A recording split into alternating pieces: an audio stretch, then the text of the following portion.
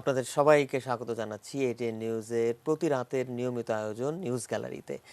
আপনারা জানেন যে শনিবার দ্বিতীয় ধাপে দেশের ৭টি পৌরসভায় পৌরসভা নির্বাচন হয়েছে এবং এই ৭টির মধ্যে ৫৬টিতে মেয়র পদে এবং সবকটিতেই কাউন্সিলর পদে ভোট গ্রহণ হয়েছে।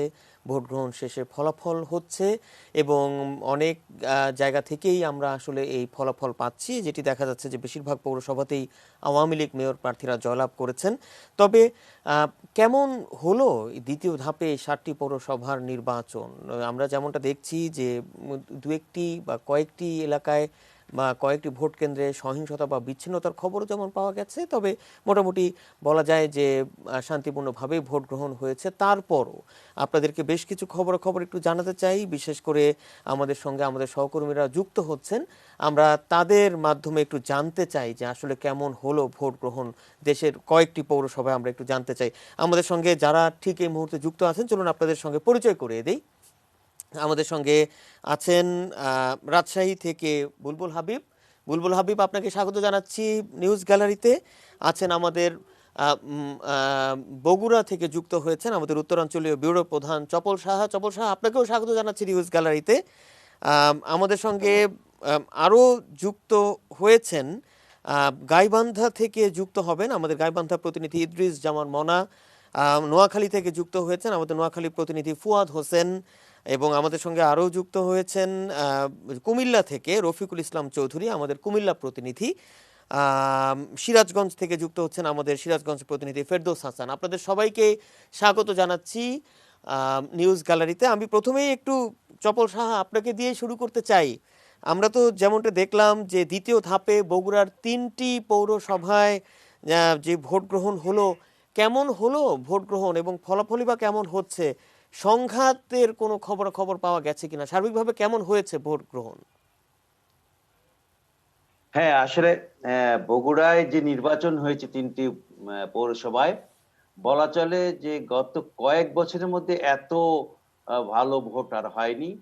কোনো সংঘাত হয়নি, কোনো কিছু হয়নি। একটা বিচ্ছিন্ন ঘটনা ঘটেছিল, আর জাল ভোটের ব্যাপার ঘটেছিল। সেটাকে মানে বলতে পারেন মিনিমাইজ হয়ে গেছে। কিন্তু ভোট বলেন যে আপনার, যেখানে আমরা সবচেয়ে বেশি ভয় করেছিলাম যে শেরপুর 150 বছরের পুরনো একটা পৌরসভা, সেখানে কিন্তু আপনার 75% ভোট পড়েছে। এবং সেখানে আমরা সবাই জানতাম যে ওই পৌরসভাতে হয়তো একটা সংঘাত হবে, কারণ ওখানে বিএনপির বিদ্রোহী প্রার্থী আছে, তারপরে হলো বিএনপির এবং আওয়ামী লীগের। ব্যাপারটা হলো সেখানে কিন্তু মানুষ, আমরা যখন ওখান থেকে লাইভ করি তখন দেখা গেল যে লোকে, এত মানুষের ভিড় জি, ভোট দিতে এসছেন কল্পনা করা যায় না। অনেক তারা যেন অনেক ভরপুর অনেক সামনে। মানুষের ভিড় এবং স্বতঃস্ফূর্ত অংশগ্রহণ বগুড়ায় আমরা হ্যাঁ, দেখলাম। অসংখ্য ধন্যবাদ চপল সাহা। একটু রাজশাহী প্রতিনিধি বুলবুল হাবিবের সঙ্গে একটু যুক্ত হতে চাই। বুলবুল হাবিব, আমরা তো জানি যে রাজশাহীর 3টি পৌরসভায় 2টিতে আওয়ামী লীগ মেয়র প্রার্থী এবং একটিতে আওয়ামী লীগের বিদ্রোহী প্রার্থী জয়লাভ করেছেন। তবে আমরা যতটুকু জানি যে রাজশাহীর ভবানীগঞ্জ পৌরসভায় নির্বাচন বর্জনের ঘোষণা দিয়েছিলেন বিএনপি প্রার্থী। কেন এবং সার্বিকভাবে কেমন হলো ভোট গ্রহণ আর রাজশাহীতে? আমাদেরকে একটু যদি খুব সংক্ষেপে 1 মিনিটের মধ্যে বলতেন। ধন্যবাদ মাহমুদুল। আসলে রাজশাহীর 3টি পৌরসভার নির্বাচনগুলোই আসলে স্বতঃস্ফূর্ত বা শান্তিপূর্ণভাবে অনুষ্ঠিত হয়েছে সার্বিকভাবে বলা যায়। আর যেহেতু আপনি বললেন যে আসলে ভবানীগঞ্জ পৌরসভায় বিএনপি প্রার্থী আব্দুর রাজ্জাক তিনি ভোট বর্জনের ঘোষণা দিয়েছেন, তিনি যেটা বলেছেন আসলে যে তিনি যখন তার কেন্দ্রে ভোট দিতে যান, সেখানে আওয়ামী লীগের সমর্থকরা তাকে ভোট দিতে দেননি এবং তাকে কেন্দ্র থেকে গলা ধাক্কা দিয়ে বের করে দিয়েছেন এবং তাকে লাঞ্ছিত করেছেন, সেটা তিনি বলেছেন। এবং সে কারণে সেই অভিযোগটা এনেই তার দাবি যে আসলে যেখানে একজন মেয়র তিনি ভোট দিতে পারছেন না, ফলে তার ভোটাররা কিভাবে সেখানে ভোট দেওয়ার সুযোগ পাবে, সেই অভিযোগটা এনে কিন্তু আসলে তিনি ভোট বর্জনের ঘোষণা দিয়েছেন।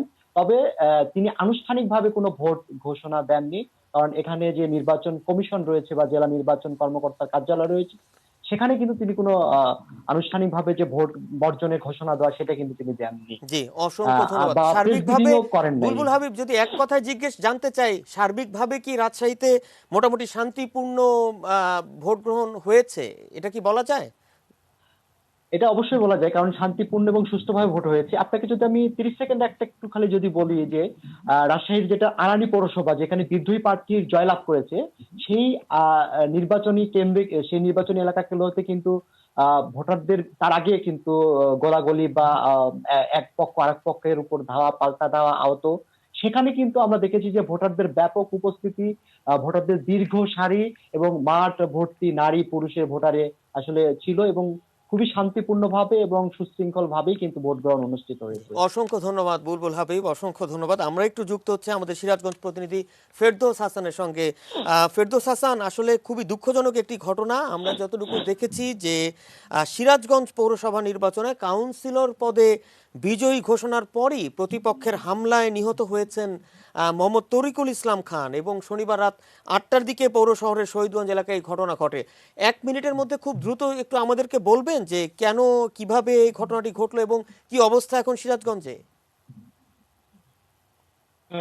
মাহমুদুল, আপনি জানেন যে জেলার দ্বিতীয় ধাপে মোট 5টি পৌরসভায় কিন্তু আজকে নির্বাচন অনুষ্ঠিত হয়েছে এবং 120টি কেন্দ্রে খুব শান্তিপূর্ণ পরিবেশে যে নির্বাচন অনুষ্ঠিত হয়েছে, ভোট গ্রহণ অনুষ্ঠিত হয়েছে, সে খবর সারাদিন আমরা লাইভে দেখেছি।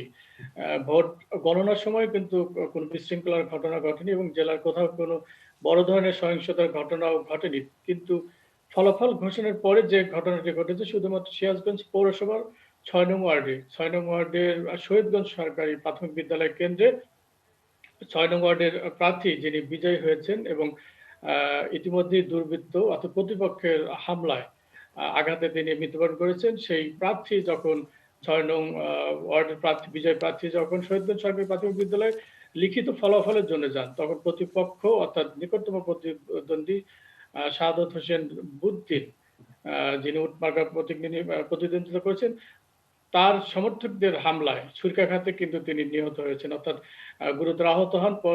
পরবর্তীতে তাকে আশঙ্কাজনক অবস্থায় প্রথমে একটি বেসরকারি হাসপাতাল এবং পরবর্তীতে সিরাজগঞ্জ জেনারেল হাসপাতালে কিন্তু তাকে মৃত ঘোষণা করে কর্তব্যরত চিকিৎসক। অর্থাৎ শাহাদত হোসেন বুদ্দিন, তিনি 6 ওয়ার্ডের আওয়ামী লীগের সভাপতি, পাশাপাশি যে বিজয়ী হয়েছিলেন, যে নিহত হয়েছেন, তিনি কিন্তু সদ্য আওয়ামী লীগের যোগদানকৃত একজন কর্মী। ঘটনার পর মেয়র, সদ্য নির্বাচিত মেয়র এবং বর্তমান পৌরসভার যে মেয়র রয়েছেন সৈয়দ আব্দুর রব মুক্তা, নিহতের পরিবারের কাছে গিয়েছেন, সান্ত্বনা দিয়েছেন এবং আইন শৃঙ্খলা বাহিনীকে তিনি অনুরোধ জানিয়েছেন দ্রুত ঘটনার সঙ্গে জড়িত যারা রয়েছেন তাদের গ্রেপ্তার করে আইনের আওতায় আনার জন্য। আর লাশ এখন সিরাজগঞ্জ সদর হাসপাতাল মর্গে রাখা হয়েছে। আগামীকাল পোস্টমর্টম পরে লাশ হস্তান্তর করা হবে পরিবারের সদস্যদের কাছে এবং পরবর্তীতে দলীয় কোনো কর্মসূচি থাকবে কিনা বা পরবর্তীতে পরিবারের পক্ষ থেকে কোনো কর্মসূচি দেবে কিনা, এই বিষয়টা এখনো নিশ্চিত। অসংখ্য ধন্যবাদ ফেরদৌস হাসান আমাদের সঙ্গে যুক্ত হওয়ার জন্য। ইদ্রিস জামান মনা, কেমন হলো নির্বাচন, এর সঙ্গে একটু জানতে চাই যে গাইবান্ধায় একটি কেন্দ্রে ব্যালট এবং সরঞ্জাম নিয়ে আসার সময় পুলিশের গাড়িতে অগ্নিসংযোগের একটি ঘটনা ঘটেছে। আমাদেরকে কি একটু বলবেন বিস্তারিতভাবে এই বিষয়টি? জি, গাইবান্ধায় দ্বিতীয় পর্যায়ে দুটি পৌরসভা নির্বাচন হচ্ছে। সেটি একটি হচ্ছে গাইবান্ধা পৌরসভা এবং একটি সুন্দরগঞ্জ। তো আমরা যে রেজাল্ট পেয়েছি সেটি হচ্ছে সুন্দরগঞ্জে জাতীয় পার্টির প্রার্থী এখানে জিতেছেন এবং গাইবান্ধা সদরে প্রার্থী আওয়ামী লীগের বিদ্রোহী প্রার্থী জিতেছেন এখানে। তো যে ঘটনাটা ঘটেছে সেটি হচ্ছে সন্ধ্যা 6:30টার দিকে, যখন ভোট গণনা শেষে রেজাল্ট দিতে যাবে এমন সময় কিছু ইঞ্জিন প্রতীক মার্কার একজন স্বতন্ত্র প্রার্থী, তার সমর্থকরা গাড়িতে আগুন লাগিয়ে দেয় এবং তারপরে তারা যখন পুলিশ সেটিকে প্রোটেকশন দিতে যায় তখন তারা রাস্তার দুই পাশে বাড়ি ছিল সেখান থেকে ইট পাথর নিক্ষেপ করতে থাকে এবং র্যাবের দুটি গাড়ি ভাঙচুর হয়। তো পরবর্তীতে পুলিশ এসে পরিস্থিতি নিয়ন্ত্রণ করার চেষ্টা করে এবং ফাঁকা গুলি এবং রাবার বুলেট এবং টিয়ার গ্যাস নিক্ষেপ করতে হয়েছে। তো এতে পুলিশ সদস্য সহ প্রায় 5-6 জন আহত হয়েছেন। তো তার মধ্যে আরো 2 জনকে ওখান থেকে পুলিশ গ্রেপ্তার করেছে এবং তাদেরকে নিয়ে যাওয়া হয়েছে। এখন কি অবস্থা ইদ্রিস জামান মনা, এখন গাইবান্ধার পরিস্থিতি কেমন? জি, এখন নরমাল অবস্থা, পরিস্থিতি পুলিশ নিয়ন্ত্রণে এনেছে এবং এই গাইবান্ধা পৌরসভার রেজাল্ট দিয়ে দিয়েছে। জি, অসংখ্য ধন্যবাদ ইদ্রিস জামান মনা আমাদের সঙ্গে যুক্ত হওয়ার জন্য। প্রিয় দর্শক, ঠিক এই মুহূর্তে যাব আমাদের নোয়াখালী প্রতিনিধি ফুয়াদ হোসেনের কাছে। ফুয়াদ হোসেন, নোয়াখালীর বসুরহাট পৌরসভা নির্বাচনকে ঘিরে কিন্তু এবার অনেক যে সরব অবস্থা ছিল এবং বিশেষ করে বলা যায় যে পুরো দেশবাসীর কিন্তু আগ্রহের সৃষ্টি হয়েছিল এই যে বসুরহাট পৌর নির্বাচনে আওয়ামী লীগ প্রার্থী কাদের মির্জা। তা আপনি নিশ্চয়ই জানেন যে নির্বাচনের আগে তিনি আলোচনায় সমালোচনাও ছিলেন এবং আমরা ইতিমধ্যে জেনেছি যে কাদের মির্জা বেসরকারিভাবে নির্বাচিত হয়েছেন। আসলে নোয়াখালীর সার্বিকভাবে কেমন হলো পৌরসভা নির্বাচন? ধন্যবাদ আপনাকে। নোয়াখালী বসুরহাট পৌরসভার নির্বাচন সার্বিকভাবে সুষ্ঠু এবং অবাধ হয়েছে। সবচেয়ে বড় কথা, এখানে উৎসব মুখর পরিবেশে ভোট হয়েছে। আমরা কোনো প্রার্থীর কাছে জয় পরাজয়ের পরও কোনো প্রার্থীর কাছে কোনো অভিযোগ পাইনি। গণমাধ্যম কর্মীরা, আপনাকে একটা কথা উল্লেখ করা যায় যে বসুরহাট পৌরসভার 5 নং ওয়ার্ড বসুরহাট AHC সরকারি প্রাথমিক বিদ্যালয় এবং 9 নং ওয়ার্ড মওদুদ আহমেদ সরকারি প্রাথমিক বিদ্যালয়, এই দুইটি কেন্দ্রে নির্দিষ্ট সময় অর্থাৎ 4টা বাজার পরও এক কেন্দ্রে 55 মিনিট, এক কেন্দ্রে 50 মিনিট পর্যন্ত ভোট গ্রহণ হয়েছে, যেহেতু লাইনে ভোটাররা উপস্থিত ছিলেন। আর এখানে ভোটার 66% ভোট কাস্ট হয়েছে। তবে এই বাংলাদেশে বসুরহাট পৌরসভার এই ভোট কিন্তু বাংলাদেশের জন্য একটা মাইল ফলক হয়ে দাঁড়াবে এবং এটা একটা উদাহরণ। এত ভোটার উপস্থিতি এর আগে আমরা কখনো দেখিনি। আচ্ছা, এবং সার্বিকভাবে খুব সুষ্ঠু পরিবেশ। ফুয়াদ হোসেন, সারা দেশের দেশবাসীর নজরও কিন্তু এই পৌরসভার দিকে ছিল। জি, হ্যাঁ, জি। এবং এক্ষেত্রে আমরা গণমাধ্যম কর্মীরা বসুরহাট পৌরসভার যিনি আওয়ামী লীগ প্রার্থী আব্দুল কাদের মির্জা, ওনার মতামত নিয়েছি এবং বসুরহাট পৌরসভায় যিনি বিএনপি প্রার্থী কামাল উদ্দিন চৌধুরী, উনিও বলেছেন যে এই ধরনের ভোট ওনারাও দেখেন না এবং সুস্থ সুন্দর পরিবেশ। জয় পরাজয় যাই হোক দুজনেই মেনে নিবে, আমাদেরকে আগেই বলেছেন। তবে সার্বিক অবস্থা এত উৎসব মুখর পরিবেশ আগে কখনো ছিল না এবং শান্তিপূর্ণ ভোটার হয়েছে এখানে। চমৎকার, অসংখ্য ধন্যবাদ ফুয়াদ হোসেন আমাদের সঙ্গে যুক্ত হওয়ার জন্য। ঠিক এই মুহূর্তে যাব একটু কুমিল্লায়। কুমিল্লা থেকে যুক্ত হচ্ছেন আমাদের কুমিল্লা প্রতিনিধি রফিকুল ইসলাম চৌধুরী, তিনি আছেন আমাদের সঙ্গে। রফিকুল ইসলাম চৌধুরী, একটা বিষয় একটু জানতে চাই যে কুমিল্লায় সার্বিকভাবে কেমন হলো নির্বাচন, দ্বিতীয় ধাপের এই পৌরসভা নির্বাচন, এবং আমরা যতটুকু জানি যে 2-1টি ওয়ার্ডে কুমিল্লার সহিংসতার খবর পাওয়া গেছে। আমাদেরকে যদি একটু জানাতেন, বিশেষ করে 2 কাউন্সিলর প্রার্থীর মধ্যে। জি, ধন্যবাদ মোহাম্মদ। আপনি যেমনটি বলছিলেন, আসলে কুমিল্লায় কিন্তু সাম্প্রতিক সময়ে স্মরণকালের নির্বাচন হয়েছে, কিন্তু এই কুমিল্লার চান্দিনা পৌরসভা নির্বাচন। সকাল থেকেই আমরা বিভিন্ন 15টি ভোট কেন্দ্র ছিল, 9টি ওয়ার্ডের মধ্যে 15টি ভোট কেন্দ্রে আমরা ঘুরে ঘুরে দেখেছি। ভোটারদের উপস্থিতি কিন্তু ছিল চোখে পড়ার মতো। আর বিশেষ করে যে আইন শৃঙ্খলা বাহিনীর যে নিরাপত্তা বেষ্টনী ছিল, তাও কিন্তু একটি স্মরণ করার মতো। প্রতিটি ভোট কেন্দ্রেই কিন্তু একজন করে ম্যাজিস্ট্রেট নিয়োগ ছিল। এছাড়া 3 জন ম্যাজিস্ট্রেট ছিল রানিং এ, যারা মোবাইল কোর্ট পরিচালনা করেছেন। মোট 18 জন নির্বাহী ম্যাজিস্ট্রেট কাজ করেছেন এই নির্বাচনকে কেন্দ্র করে। এছাড়া গণমাধ্যম কর্মী যারা রয়েছে, আমরা তাদেরও ব্যাপক উপস্থিতি ছিল। আর আপনি যে কথাটি বলেছেন যে বিচ্ছিন্ন 2-1টি ঘটনা, হ্যাঁ 2-1টি ঘটনা বলতে একটি কেন্দ্রে দুটি কেন্দ্রের বাহিরে বিচ্ছিন্ন, একটিতে মারামারি হয়েছে, একজনকে কুপিয়ে আহত করেছে, এটুকু আমরা শুনতে পেরেছি। এবং আর আরেকটিতে সাময়িক, এটাকে আসলে ওই ধরনের বলা যায় না যে কোনো ধরনের নির্বাচনী সহিংসতা বা সংঘর্ষ। সব মিলিয়ে কুমিল্লার যে শান্তিপূর্ণ নির্বাচনে কিন্তু অনুষ্ঠিত হয়েছে। অসংখ্য ধন্যবাদ রফিকুল ইসলাম চৌধুরী, ধন্যবাদ ফুয়াদ হোসেন এবং ধন্যবাদ ইদ্রিস জামান মনা আমাদের সঙ্গে যুক্ত হওয়ার জন্য। আপনাদেরকে জানাতে চাই, আপনারা নিশ্চয়ই জানেন যে 20শে জানুয়ারি বাংলাদেশ ওয়েস্ট ইন্ডিজের মধ্যকার 3টি ওয়ানডের প্রথমটি শুরু হতে যাচ্ছে এবং শনিবারে 18 সদস্যের দল ঘোষণা করা হয়েছে। এবং সবচেয়ে বেশি আলোচনায় যে এই 18 সদস্যের দলে 3 জন নতুন খেলোয়াড় রয়েছেন, মেহেদী হাসান, হাসান মাহমুদ এবং শরীফুল ইসলাম। এবং কেমন হলো বাংলাদেশের এই ওয়ানডে দল, যেটি ঘোষণা করা হয়েছে 18 সদস্যের, এই বিষয়ে আমরা একটু জানতে চাই এবং এই বিষয়ে জানার জন্য আমাদের সঙ্গে ঠিক এই মুহূর্তে যুক্ত আছেন ক্রীড়া সাংবাদিক মাজহার উদ্দিন। মাজহার উদ্দিন, আপনাকে স্বাগত জানাচ্ছি নিউজ গ্যালারিতে। ধন্যবাদ আপনাকে। কেমন হলো বাংলাদেশের এই 18 সদস্যের ওয়ানডে দল? ওভারঅল খুবই এক্সপেক্টেড ছিল। শুরুর দিকে সিলেক্টররাও বলেছিলেন যে খুব আহামরি কোনো চেঞ্জ আসবে না গত ওয়ানডে সিরিজ থেকে। 3 জন নতুন মুখ নিয়েছে, তবে 18 সদস্যের দল কিন্তু ঘোষণা করেছে, যেটা according to chief selector Minajul Abedin Nannu, যে কোভিড-19 সিচুয়েশনকে মাথায় রেখে এবং প্লেয়ারদের সেফটির মধ্যে যদি কেউ এই ধরনের কোনো সিচুয়েশন ফেস করে সেটার জন্য একটা ব্যাকআপ হিসেবে 18 জন সদস্যর একটা দল ঘোষণা করা হয়েছে এবং এই 3 জন প্লেয়ারকে নিয়ে তারা ভবিষ্যৎ পরিকল্পনার মাথায় রেখেই কিন্তু তাদেরকে ইনক্লুড করা হয়েছে। এবং 15 সদস্যের যে বাকি যারা দল রয়েছে মোটামুটি খুবই আনচেঞ্জ একটা দল। মাশরাফি বিন মুর্তজা তো আগে থেকে প্রিলিমিনারি স্কোয়াডে ছিলেন না এবং এছাড়াও তাসকিন আহমেদ আছেন, রুবেল হোসেন আছেন পেস বোলারদের মধ্যে। এছাড়া সাকিব আল হাসান কিন্তু প্রায় এক বছরের বেশি সময় পর তার নিষেধাজ্ঞা কাটিয়ে কিন্তু আবার ইন্টারন্যাশনাল ক্রিকেটে ব্যাক করবে এই সিরিজের মাধ্যমে। এবং তামিম ইকবালের as a captain, ODI captain, মাশরাফির পর যেহেতু তামিম ইকবালকে ওয়ানডে ক্যাপ্টেন করা হয়েছিল, কিন্তু এরপর কিন্তু প্যান্ডেমিকের কারণে আর কোনো ক্রিকেটই হয়নি ইন্টারন্যাশনাল ক্রিকেট। সো তামিম ইকবালের এটা ফার্স্ট অ্যাসাইনমেন্ট। ওভারঅল 6 জন পেস বোলার রয়েছে এবং খুবই ওয়েল ব্যালেন্সড একটা সাইড। আপনার 2 জন লেফট আর্ম স্পিনার, 2 জন অফ স্পিনার এবং 9 জনের মতো ব্যাটসম্যান রয়েছেন ইনক্লুডিং অলরাউন্ডার্স। সো ওভারঅল খুবই একটা ভালো ইউনিট। আমার যা দেখে মনে হচ্ছে যে প্রত্যেকেই কিন্তু গত সিরিজে বলেন বা রিসেন্টলি ডোমেস্টিক ক্রিকেটে বলেন খুব ভালো পারফর্মের মধ্যে দিয়ে গিয়েছে।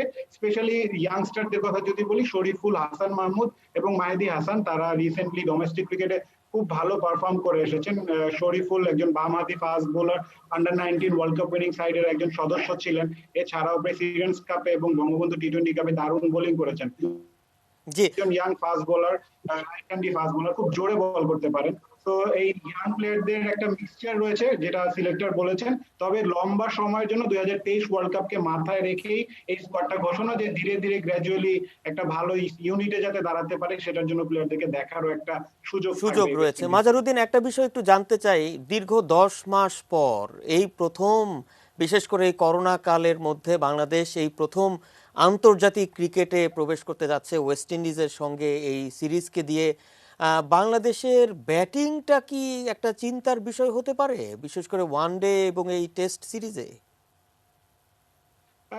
টু বি অনেস্ট না, কারণ ওয়ানডে ক্রিকেটটা আমরা সবচেয়ে বেশি ভালো খেলি যদি কম্পেয়ারিং টু টেস্ট ক্রিকেট এবং টি-20 ক্রিকেটের সাথে তুলনা করি।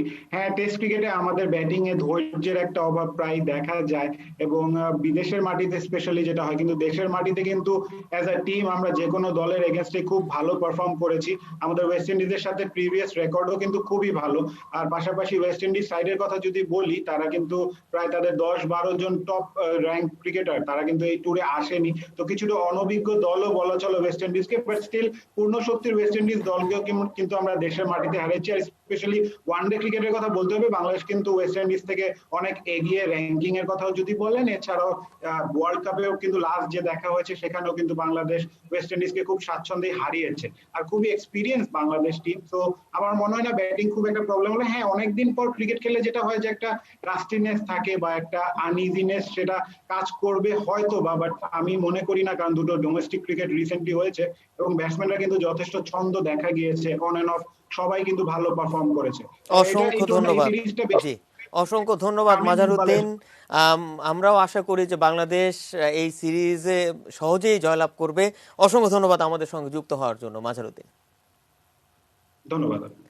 আমরা কথা বলছিলাম ক্রীড়া সাংবাদিক মাজহার উদ্দিনের সঙ্গে। প্রিয় দর্শক, আপনাদেরকে আগে যেমনটা জানিয়েছি যে আমাদের সঙ্গে আমাদের একটি চমক রয়েছে আজকে নিউজ গ্যালারিতে, এবং কি সেই চমক আপনাদেরকে পরিচয় করে দিই। আমাদের সঙ্গে রয়েছেন সঙ্গীত শিল্পী মনির চৌধুরী। মনির চৌধুরী, আপনাকে স্বাগত জানাচ্ছি নিউজ গ্যালারিতে। কেমন আছেন? আছি, আলহামদুলিল্লাহ। আচ্ছা, শুরুতেই একটা গান হয়ে যাক আমাদের দর্শকদের জন্য, তারপরে আমরা কথা শুরু করব। হ্যাঁ, শিওর।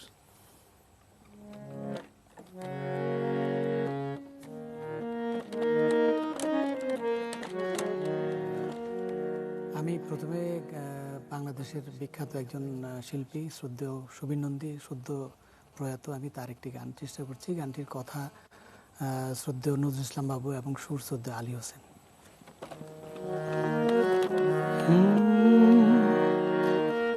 এই হৃদয় চিরে যদি দেখানো যেত আমি যে তোমার তুমি মানতে,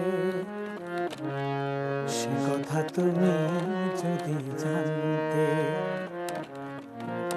কত যে তোমাকে বেসেছি ভালো, সে কথা তুমি যদি জানতে।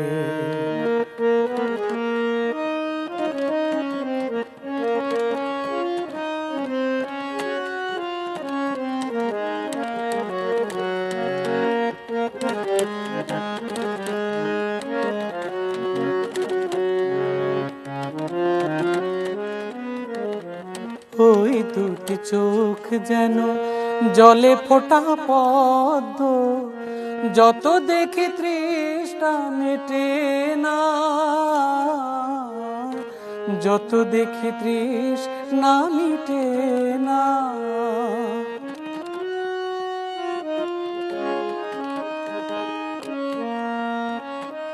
ভীরু দুটি বাঁকা ঠোঁটে পূর্ণিমা চাঁদ ওঠে, হাসলে ঝরে পড়ে জোছনা,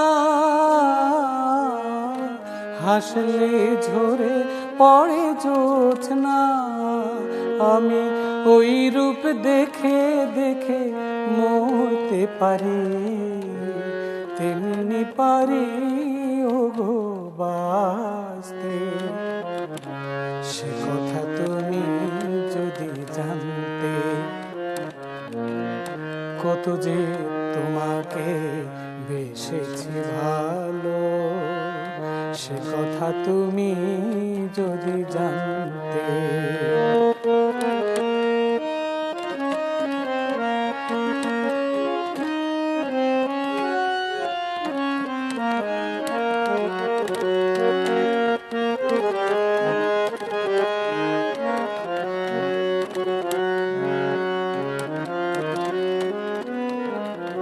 ওই কালো কেশ তুমি ছড়ালে যখন, মেঘেরাও পেল যেন লজ্জা, মেঘেরাও পেল যেন লজ্জা।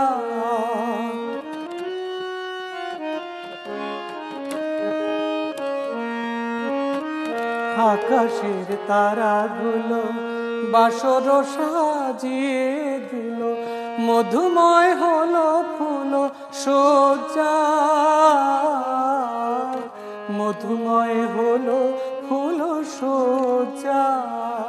ওগো এই রাত কবু যদি শেষ না হতো, জীবন বেলার শেষ প্রান্তে, সে কথা তুমি যদি জানতে,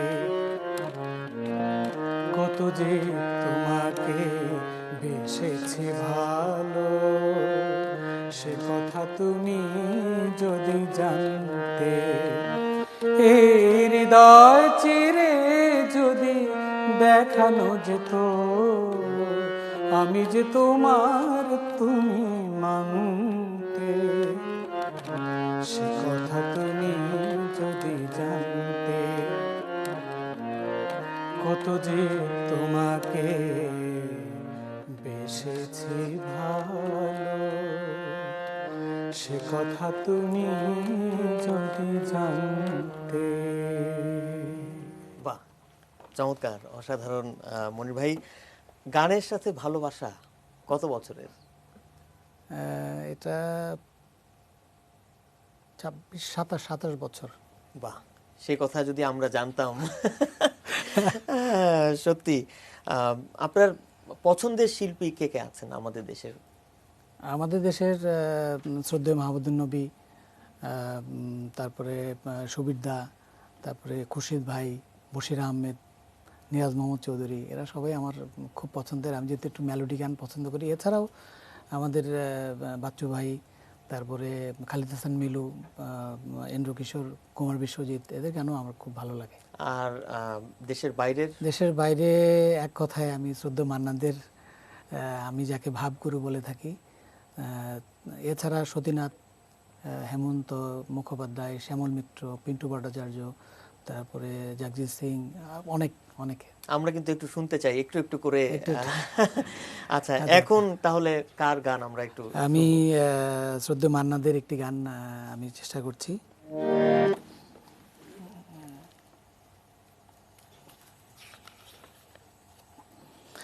গানটির কথা শ্রদ্ধেয় গৌরী প্রসন্ন মজুমদার এবং সুর শ্রদ্ধেয় নচিকেতা ঘোষ। গানটি 1974 সালে গীত হয়েছিল। আমি একটু চেষ্টা করছি।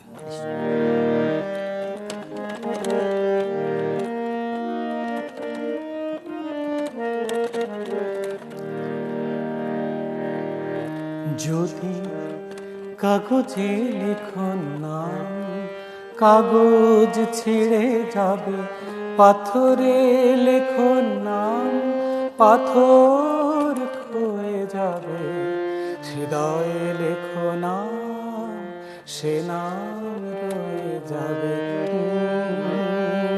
যদি কাগজে লেখন নাম, কাগজ ছিঁড়ে যাবে, পাথরে লেখন নাম, পাথর ক্ষয়ে যাবে, হৃদয়ে লেখো নাম, সে নাম রয়ে যাবে।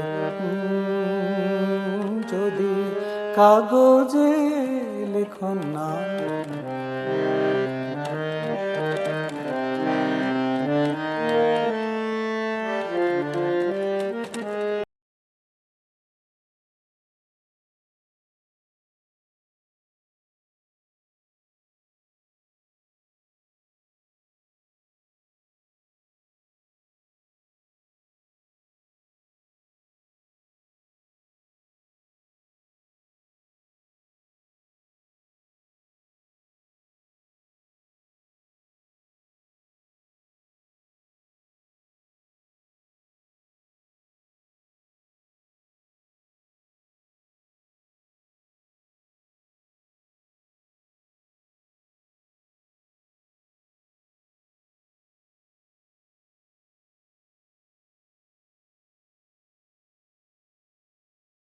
কাগজে লেখন নাম।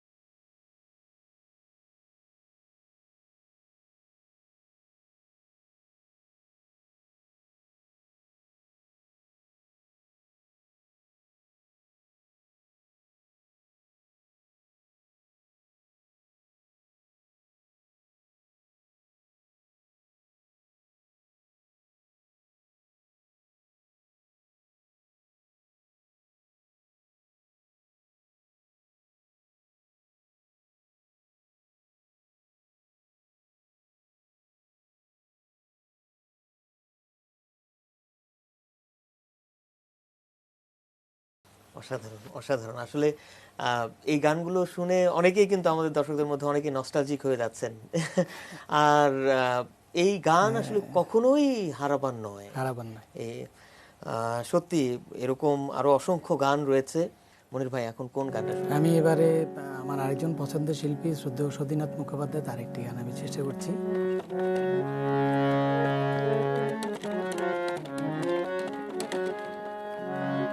এমন অনেক কথাই বলো তুমি, মন থেকে যা বলো না। এমন অনেক কথাই বলো তুমি, মন থেকে যা বলো না। আবার অনেক তোমার সত্যি কথা আমি ভাবি ছলনা। আবার অনেক তোমার সত্যি কথা আমি ভাবি ছলনা। এমন অনেক কথাই বলো তুমি, মন থেকে যা বলো না।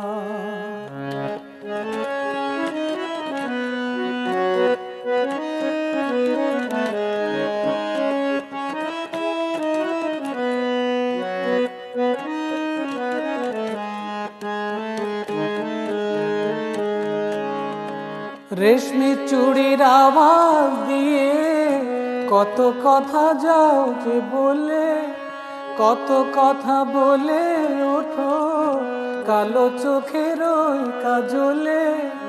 রেশমি চুড়ির আওয়াজ দিয়ে কত কথা যাও যে বলে, কত কথা বলে ওঠো কালো চোখের ওই কাজলে। আবার কত কথা বলি বলি করেও কিছু বলো না। আবার কত কথা বলি বলি করেও কিছু বলো না। এমন অনেক কথাই বলো তুমি, মন থেকে যা বলো না।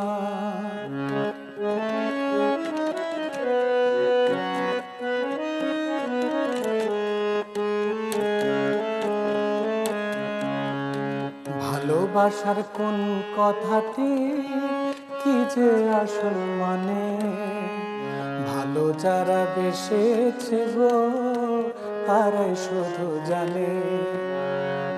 ভালোবাসার কোন কথাটি কি যে আসল মানে, ভালো যারা বেসেছে গো তারাই শুধু জানে।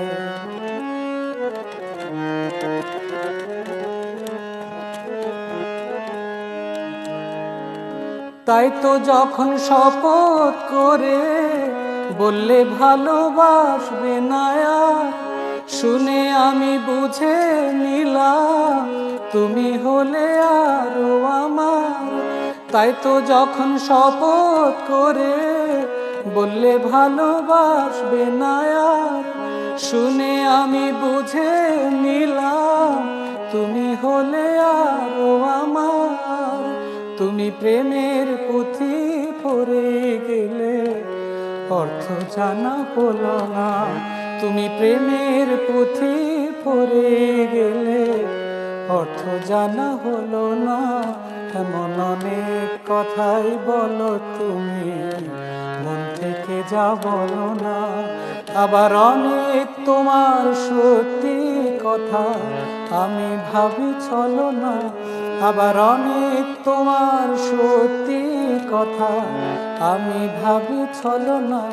এমন অনেক কথাই বলো তুমি, মন থেকে যা বলো না।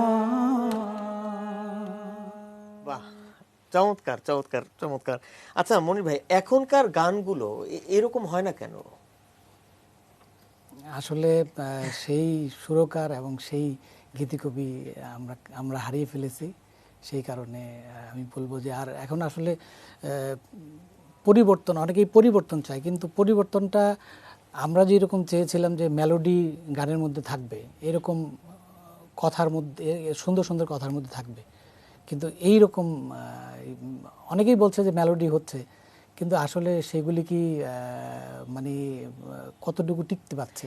এই বিষয়টি যেমন ইউটিউবে যখন অনেক গান বিশেষ করে ভিডিও সহ আপলোড করা হয়, অনেক ভিউ হয়, কিন্তু কয়টি গান আসলে মনের মধ্যে গেঁথে থাকে? সেটাই আমি বলছি যে শ্রদ্ধেয় মান্না দে একবার বলেছিলেন যে আমাদের এই গানগুলো অবশ্যই কালোত্তীর্ণ হবে।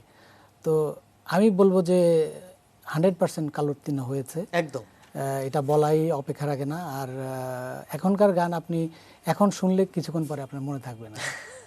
পার্থক্যটা শুধু এখানেই। আপনার প্রিয় একটি গান এখন একটু শুনতে চাই। আচ্ছা,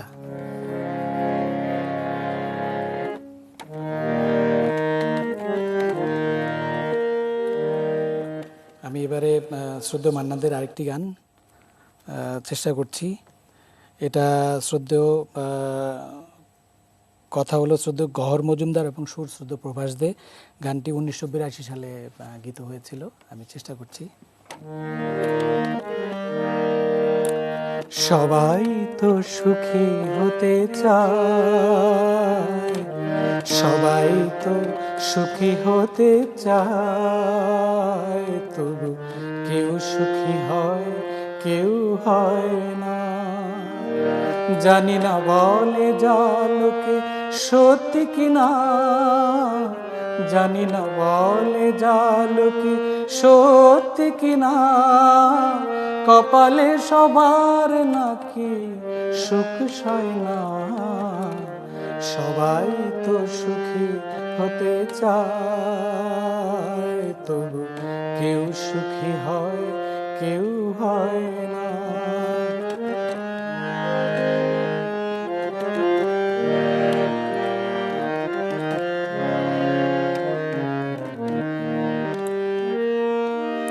আশায় আশায় তবু এই আমি থাকি, যদি আসে কোনো দিন সে সুখ পাখি।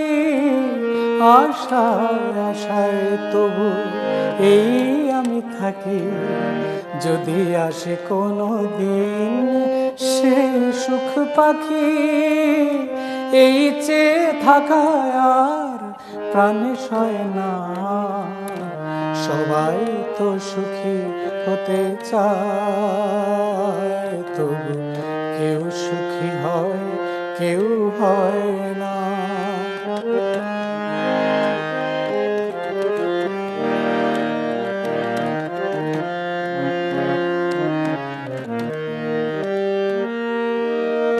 ভালোবেসে সুখী হতে বলো কে না চায়, রাধা সুখী হয়েছিল শ্যামরায়।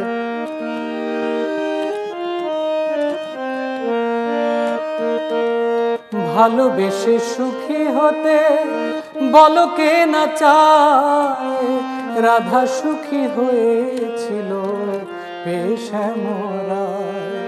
আমিও রাধার মতো ভালোবেসে যাব, হয় কিছু পাবো নয় সবই হারাবো। আমিও রাধার মতো ভালোবেসে যাব, হয় কিছু পাবো নয় সবই হারাবো। এই চেয়ে থাকায় আর প্রাণে সয় না, সবাই তো সুখী হতে চায়, তবু কেউ সুখী হয় কেউ হয় না। জানি না বলে যা লোকে সত্যি কিনা, জানি না বলে যা লোকে সত্যি কিনা, কপালে সবার নাকি সুখ সয় না। সবাই তো সুখী হতে চায়, তবু কেউ সুখী হয় কেউ হয় না। অসাধারণ অসাধারণ সত্যি। আসলে এই গান আরো বেশি বারবার এই ধরনের গান যেগুলো রয়েছে শুনতেই খালি মন চায়। আমাদের সময় একেবারে শেষের দিকে, দেখতে দেখতে আসলে কিভাবে যে সময় শেষ হয়ে গেল। আর হয়তো একটি মাত্র গান আপনার কাছে থেকে আমরা শুনতে পারবো, তার আগে একটু দর্শকদের কাছ থেকে বিদায় নিয়ে আসি। প্রিয় দর্শক, আমাদের নিউজ গ্যালারির এই যে শেষের দিকে আমাদের যে আয়োজন, এই আয়োজন যদি আপনাদেরকে এতটুকু আনন্দ দিতে পারে তাহলে আমাদের আয়োজন সার্থক হবে বলে আমরা মনে করি। আমাদের সঙ্গে রয়েছেন সঙ্গীত শিল্পী মনির চৌধুরী। সত্যি আসলে সময় খুবই অল্প, আমরা আরো বেশিক্ষণ আসলে শুনতে চেয়েছিলাম, তবে আর হয়তো আমরা শুনতে পারবো না। আজকে এখানেই শেষ করতে হচ্ছে। শেষ গানটি শুনতে শুনতে আমরা আমাদের আজকের আয়োজন শেষ করব। আপনারা সবাই ভালো থাকবেন, এটি নিউজের সঙ্গেই থাকবেন।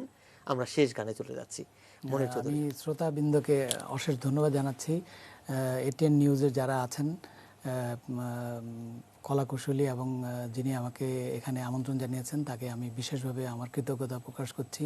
এত রাত্রে যারা শ্রোতামণ্ডলী যারা মানে জেগে থেকে আমার মতো অধমকে সহ্য করছেন, আমার অনেক ভুল ভ্রান্তি হয়েছে, আমাকে ক্ষমা সুন্দর দৃষ্টিতে দেখবেন। ধন্যবাদ।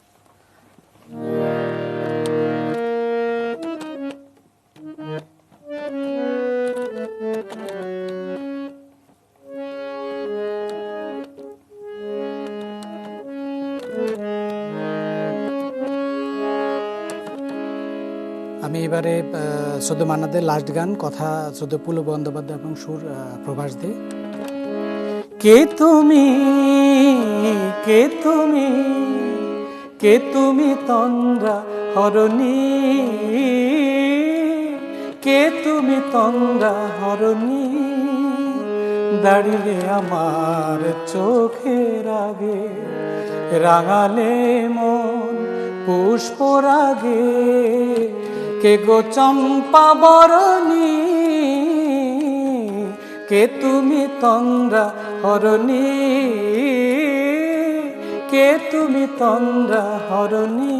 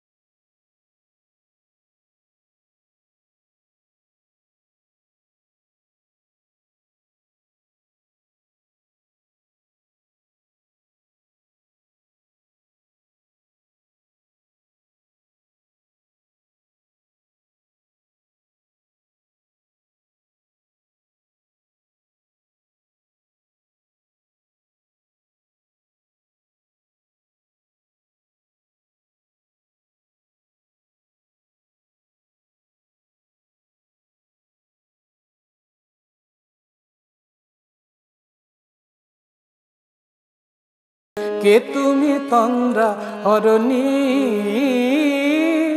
কে তুমি তন্দ্রা হরণী, দাঁড়িয়ে আমার চোখের আগে, রাঙালে মন পুষ্পরাগে, কে গো চম্পা বরণী,